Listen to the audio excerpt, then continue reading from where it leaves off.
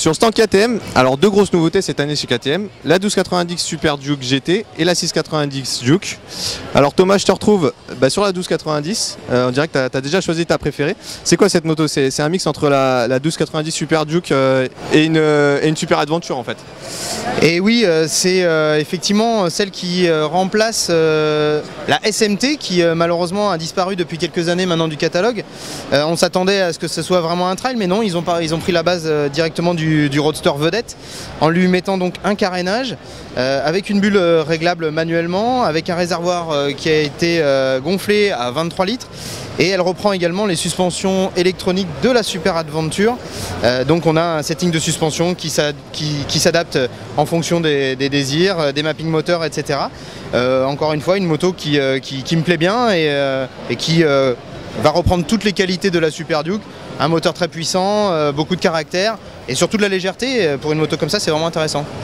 On sent avec cette moto qu'on est en plein dans le savoir-faire KTM et dans la tendance KTM de ces dernières années, c'est de prendre quelque chose de vraiment punchy, sympa et d'y ajouter des aspects pratiques. Alors c'est sûr que des aspects pratiques sur celle-ci, il y en a beaucoup. Outre la bulle, on peut aussi accrocher des valises à l'arrière, donc ça va être une moto très polyvalente. Et c'est vrai que KTM élargit sa gamme sur route. Et celle-ci, c'est vraiment le témoin parfait du fun et de l'image sportive de KTM, mais aussi de l'aspect pratique, pragmatique, je dirais, de l'appréhension de la route. Ça va être très sympa à conduire, ça c'est sûr. Et puis cette 690 Duke, une moto emblématique chez KTM qui poursuit son petit bonhomme de chemin et ses évolutions. Et oui, là encore, c'est une moto qui au premier abord pourrait sembler identique à la précédente version, mais en fait non.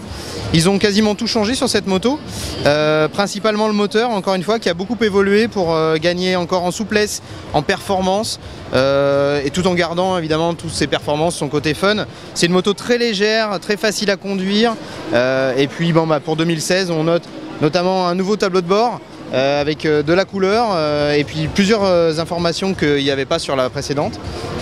C'est une moto qui va bientôt être à l'essai d'ailleurs dans Moto Revue, puisque je crois que c'est début décembre que Bertrand va aller l'essayer.